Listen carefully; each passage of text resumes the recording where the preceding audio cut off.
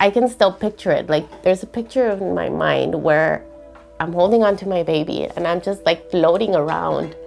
That's exactly how I felt. Like, I was just holding on to him, making sure I had him, but I didn't know where I was. I was just floating, and it was scary. It was sad. Sometimes it just catches me by surprise because it's just a title I never thought I'd wear. Being a single mom was definitely not in the plan. I remember even when I was pregnant, I started visualizing just, how his first Christmas is his first birthday, just all these milestones and different things, how they would be, and I didn't think it would be like this. I don't think I felt like I mattered. It was always about, well, what does everybody else need? How can I help everybody else? And I always just put myself last. Like, my needs, they're minor, we can take care of that later, but later never came. The only thing I saw as a possibility was maybe moving back with my mom so that she could take care of my child and I could work and just remain in that cycle of working and not earning enough.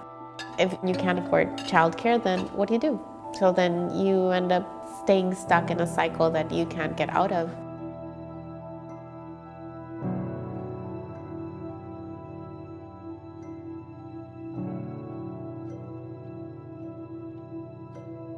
Austin is probably one of the top 2 or 3 labor markets in the entire country. It's a tale of two cities. So you've got a lot of people who are caught up in the growth, who are making great incomes, and they get to really enjoy all the advantages of growth. But then you've got a whole nother segment of the population that's not really experiencing that at all.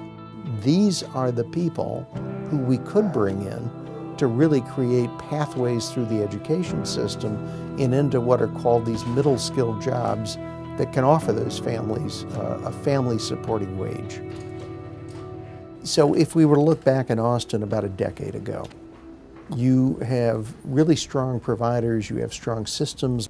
These were maybe not as well coordinated as they might have been in terms of also making sure that the children of those participants got services. If everything is together in one place and there's just one system to navigate, it makes it so much easier on parents who have so much going on already and who are trying to take care of their kids while also pursuing their own goals. With 2Gen, it's really about a culture change with how we think about social services. It's about thinking about the whole family and bringing everything together at the same place and same time to make it easier on families, with the understanding that an investment in one generation is an investment in the other. Sounds good. Love you.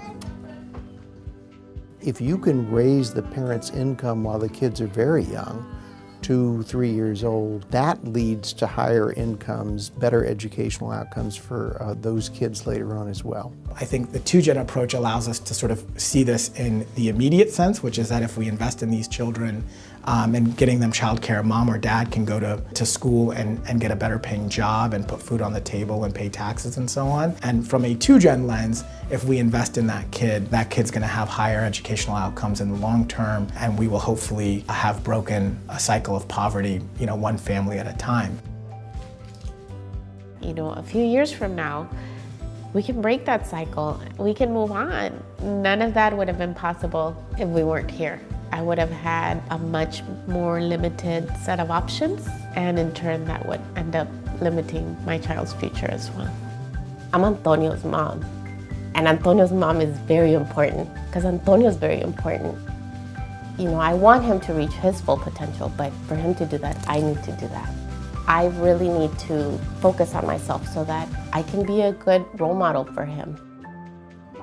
Success is often modeled. It is important that the kids see their parents sacrificing, striving, working hard, because it sets a model for what they should expect for themselves. We can have success stories like mine, like my parents. We can continue to have those kinds of success stories when we realize that it is programs like 2Gen that provide, these amazing services and the support for families. Seeing my father go to those community college classes and seeing him talk about why it was important to get an education is what inspired me to. Had I not had the parents that I had, I would not be a city council member. I would not have gone to law school. I would not have had the ambition or the drive or the courage to accomplish anything that I've had.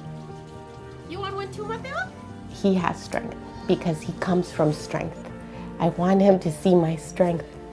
I want him to know that Mom kept fighting regardless of what came at her. And Mom kept smiling, and Mom kept believing that the world was good. And in times of hardship, I want him to think back on that, and I want him to be able to find that and hold on to it and persevere.